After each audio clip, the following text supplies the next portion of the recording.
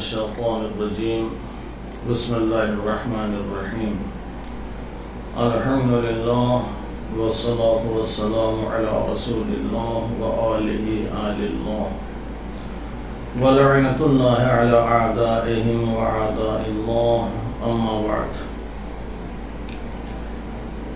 تمام موجودات عالم میں انسان ایک ایسا موجود ہے جو ترقی کی راہ پہ گامزن ہے، اور انسان کی اس ترقی میں بہت سی چیزیں شامل ہیں، جس میں ایک چیز جو انسان کو ترقی اور کمال تک پہنچاتی ہے وہ ہے داستان قرآن. قرآن مجید میں بہت سی ایسی داستانیں ہیں جن کو انسان بغور پڑھے اور سنے تو یقیناً اس کی ترقی کی راہیں کھلتی ہیں اور منزل کمال سے ہمکنار ہوتا ہے.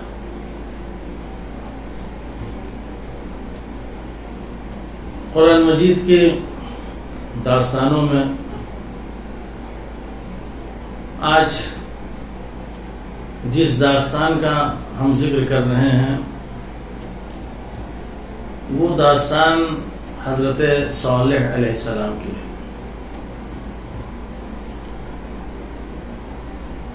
حضرت صالح علیہ السلام یہ حضرت ہود علیہ السلام کے بعد آئے ہیں، اور یہ حضرت نوح علیہ السلام کی نمی پشت سے ان کا تعلق ہے. خداوند عالم نے انہیں بھی ایک قوم کی ہدایت کے لیے بھیجا تھا. اس قوم کا نام ہے قوم سمود، جس کا ذکر قرآن مجید میں ہے. یہ قوم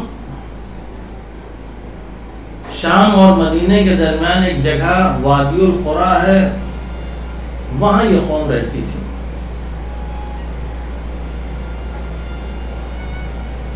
جس طریقے سے حضرت ہود علیہ السلام کی قوم تھی، دولت کے لحاظ سے، قوت کے لحاظ سے، طاقت کے لحاظ سے، اسی طرح قوم سمود بھی تھی. یعنی اپنے زمانے کی یہ بہترین قوم سمجھی جاتی تھی. بہت ہی مالدار قوم تھی، بہت ہی شاندار قوم تھی، اور اپنے اعتبار سے ایک اچھی زندگی جی رہی تھی.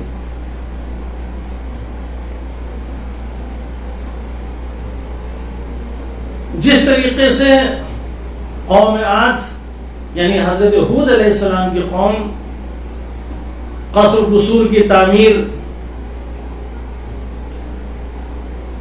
میں اپنا پورا وقت گزارتے تھے، اور وہ سب بنانے کے بجائے بعد بیجا تفاخر اور افتخار کیا کرتے تھے، اسی طریقے سے یہ قوم تھی. ہر انسان محل بناتا تھا، ایک عالیشان قصر تعمیر کرواتا تھا، پتھروں کو کاٹتا تھا، نقش و نگار بنواتا تھا، اور ان کے ذریعے سے بہترین محل تعمیر کیے جاتے تھے، اتنے خوبصورت کہ جس کی کوئی حد نہیں. پتھروں کو تراشنا اور تراشے ہوئے پتھر سے محل کو تعمیر کرنا یہ ان کا خاص مشغلہ تھا. اور لوگ اسی بات کے اوپر فخر کرتے تھے. وہ کہتا تھا کہ ہم سے بہتر کسی کا محل نہیں ہے، وہ کہتا تھا کہ ہم سے بہتر کسی کا محل نہیں ہے، وہ کوئی اور کہتا تھا کہ ہم سے بہتر کسی کا قصر نہیں ہے، کوئی اور آگے بڑھ کے کہتا تھا کہ ہم سے اچھا کسی کا قصر اور محل نہیں ہے. سب اسی بات پر فخر و مباحات کرتے تھے، کوئی محل کے اوپر، کوئی باغ کے اوپر، کوئی دولت کے اوپر، کوئی اولاد کے اوپر، اسی فخر و مباحات میں پوری زندگی گزار رہے تھے اور ایک سے ایک آگے بڑھنے کی کوشش کر رہے تھے.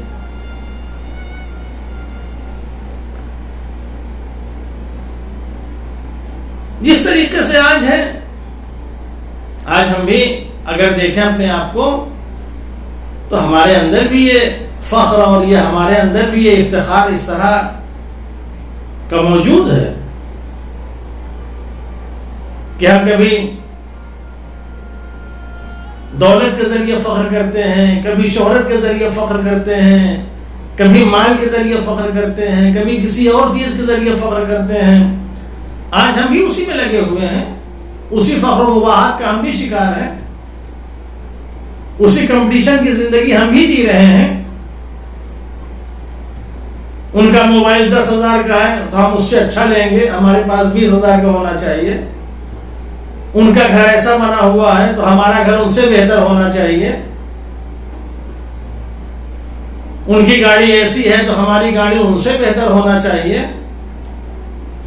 انسان لباس کے لحاظ سے فخر کر رہا ہے، مکان کے لحاظ سے فخر کر رہا ہے، زندگی کے لحاظ سے فخر کر رہا ہے، ایریا کے لحاظ سے فخر کر رہا ہے کہ میں کہاں رہ رہا ہوں، کس جگہ زندگی بسر کر رہا ہوں. بہرحال آج بھی دنیا اسی میں ڈوبی ہوئی ہے. جیسے کل قوم سمود فخر و مباحات کی زندگی گزار رہی تھی، ویسے آج ہم بھی گزار رہے ہیں. حضرت صالح علیہ السلام اس قوم کے درمیان آئے، 20 سال کے سن میں آئے ہیں، 16 سال کے سن میں، اور 120 سال تک ان کے درمیان تبلیغ کرتے رہے اور ان کو سمجھاتے رہے، ان کو نصیحت کرتے رہے. لیکن قوم کسی طرح ماننے کے لیے تیار نہ تھی، قوم کسی طرح سمجھنے کے لیے تیار نہ تھی. ہر اعتبار سے سمجھایا، سمجھا کے تھک گئے. میں نبی ہوں، میں پیغمبر ہوں، میں ایک رسول ہوں، ایک محبت کے ناطے، ایک درد کی وجہ سے میں تمہیں سمجھا رہا ہوں، میں تمہیں بتا رہا ہوں، میری بات کو مان لو، میری بات کو تسلیم کر لو، ان بتوں کی پرستش کرنا چھوڑ دو، تم ایک خدا کی عبادت کرو. لیکن کوئی خدا کی عبادت کرنے کے لیے تیار نہیں. ہر ایک نے یہی کہا، کیا میں اپنے ان باپ دادا کے رسم و رواج کو چھوڑ دوں جو میرے باپ دادا کیا کرتے تھے؟ یہ بہت بڑی مشکل ہے. کل بھی یہ مشکل تھی، آج بھی یہ مشکل ہے. آج ہم بھی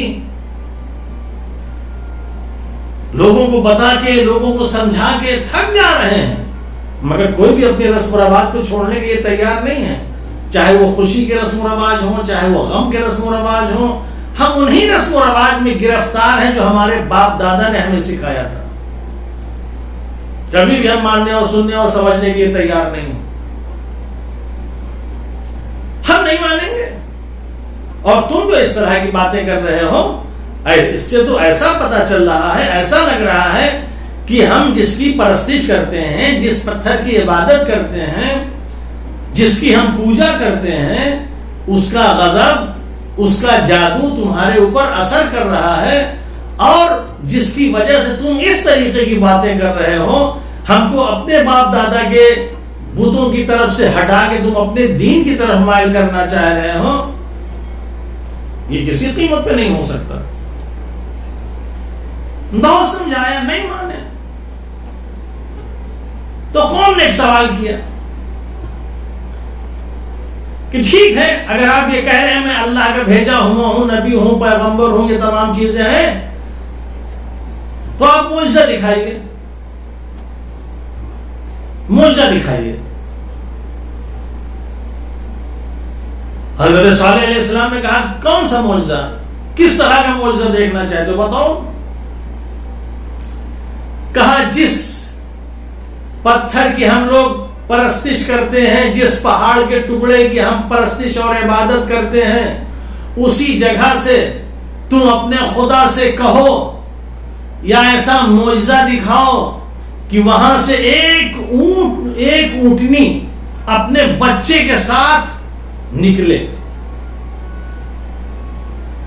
یہ معجزہ ہمیں دیکھنا ہے.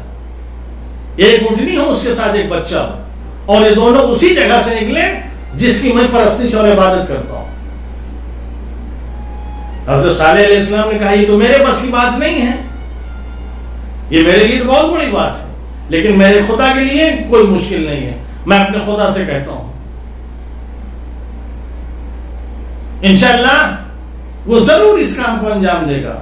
حضرت صالح علیہ السلام نے دعا کے لیے ہاتھ اٹھایا، ان کے معجزے کو خدا کے سامنے ذکر کیا. ابھی تھوڑی دیر نہ گزری تھی کہ جس جگہ یہ لوگ عبادت کیا کرتے تھے، پرستش کرتے تھے، ایک مرتبہ زمین ہلنا شروع ہوئی، زمین میں زلزلہ پیدا ہوا. ایک اونٹنی باہر آئی اور اس کے ساتھ ایک بچہ بھی باہر آیا. جیسے ہی اونٹنی اور ایک بچہ باہر آیا، سب مبہوت، سب پریشان ہو کے رہ گئے. اس معجزے کو دیکھنے کے بعد کچھ لوگوں نے ایمان قبول کیا، خدا واحد کی طرف آ گئے، لیکن بہت سے ایسے تھے جو ابھی نافرمان تھے. اور یہ چیز ان کے دلوں پر اتنی شاق گزری،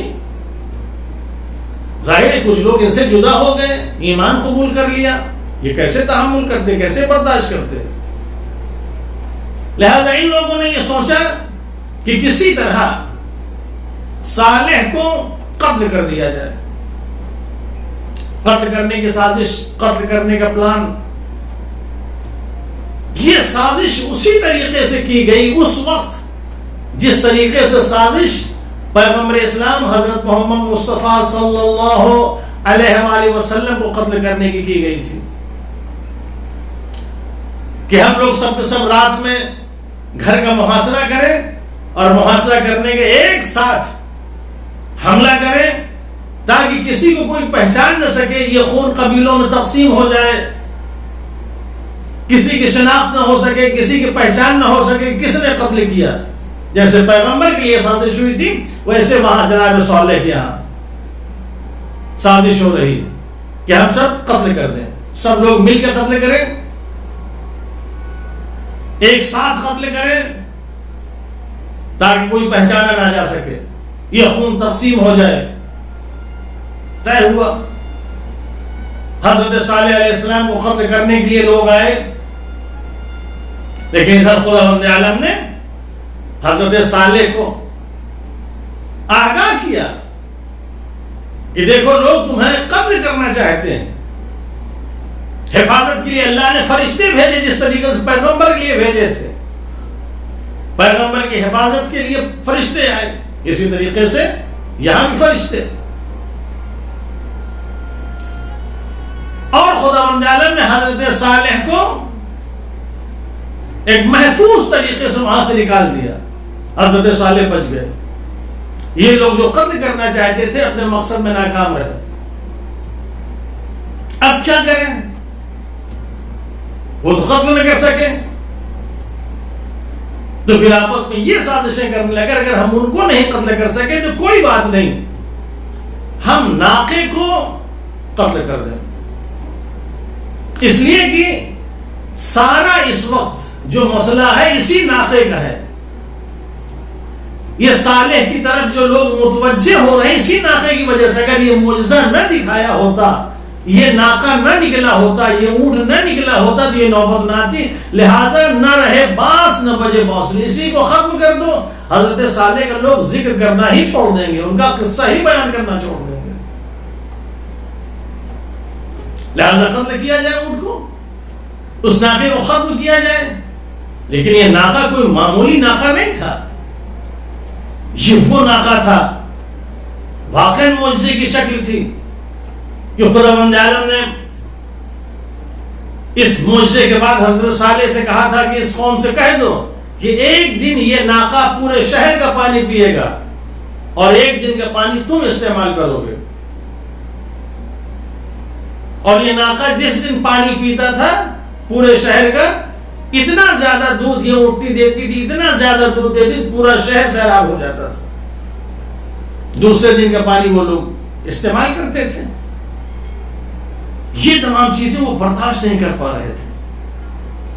اور حضرت صالح نے اسے کہہ کے دیکھو یہ اونٹنی یہ معجزہ ہے, یہ جہاں چاہے آئے جہاں چاہے جائے, اس کو اذیت نہ پہنچانا, اسے تکلیف نہ دینا, ورنہ تمہارے اوپر عذاب نازل ہوگا.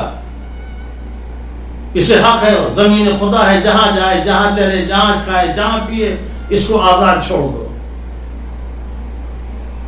لوگ یہ سب برداشت نہیں کر پا رہے تھے. کسی طریقے سے اس اونٹنی کو ختم کیا جائے, لیکن ختم کرنا آسان نہیں تھا. جب حضرت صالح کو معلوم ہوا کہ ان کا ارادہ یہ ہے کہ اسے ختم کرنا چاہتے ہیں تو آگاہ کر دیا, دیکھو اگر تم نے اس کو مارا, اس کو اگر قتل کیا تو ایک ایسے عذاب میں گرفتار ہوگے کہ تم سب کے سب تباہ و برباد ہو جاؤ گے.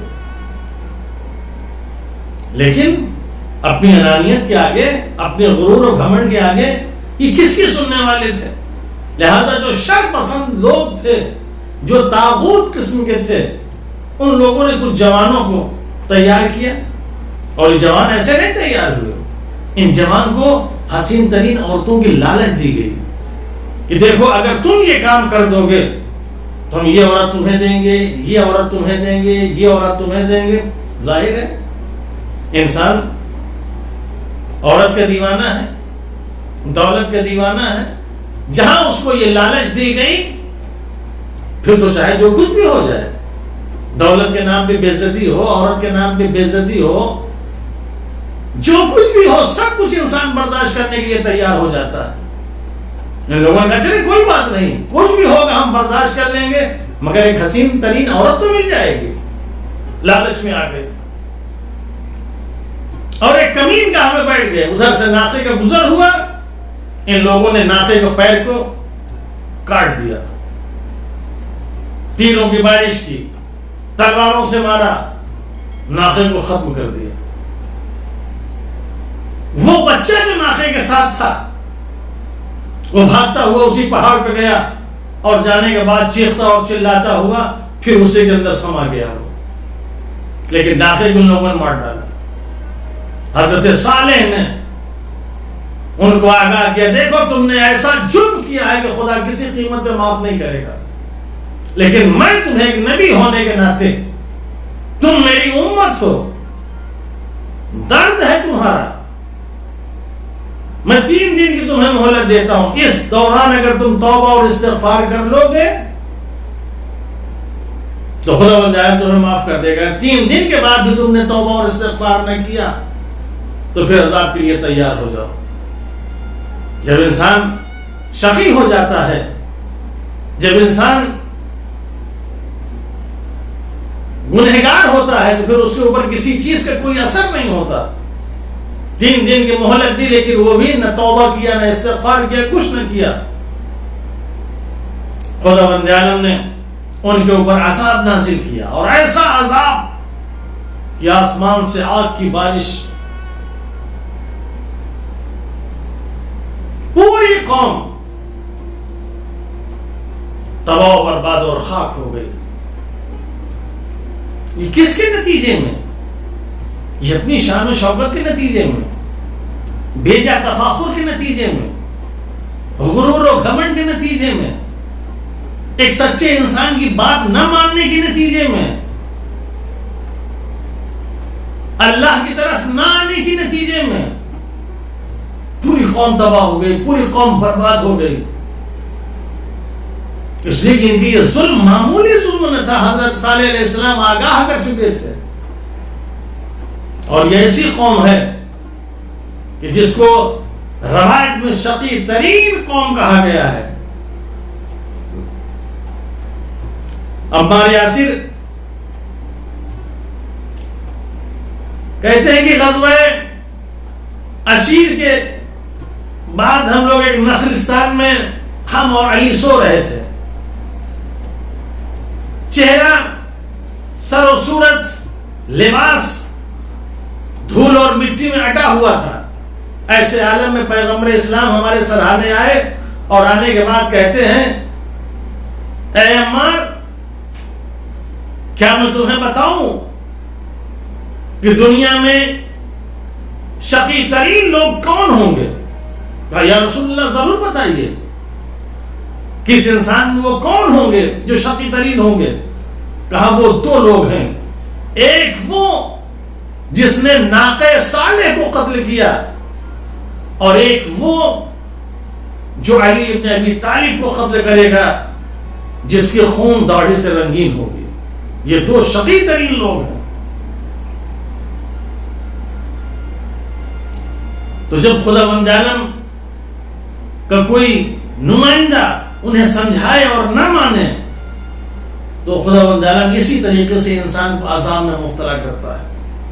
کاش اگر حضرت صالح کی قوم نے حضرت صالح کی باتوں کو مان لیا ہوتا، تسلیم کر لیا ہوتا، راہ خدا پہ آ گئے ہوتے تو یہ نوبت نہ آتی۔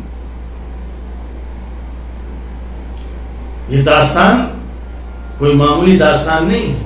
اس داستان سے ہمیں سیکھنا چاہیے کہ ہمیں کبھی بھی کمپٹیشن کی زندگی نہیں جینا چاہیے، بیجا فخر کی زندگی نہیں جینا چاہیے، غرور و گھمنڈ کی زندگی نہیں جینا چاہیے۔ سب کچھ ہونے کے بعد انسان کو اپنی اوقات پر رہنا چاہیے، اور جس کا سجدہ کرنا چاہیے صرف اسی کا سجدہ کرنا چاہیے، کسی اور کا سجدہ نہیں کرنا چاہیے۔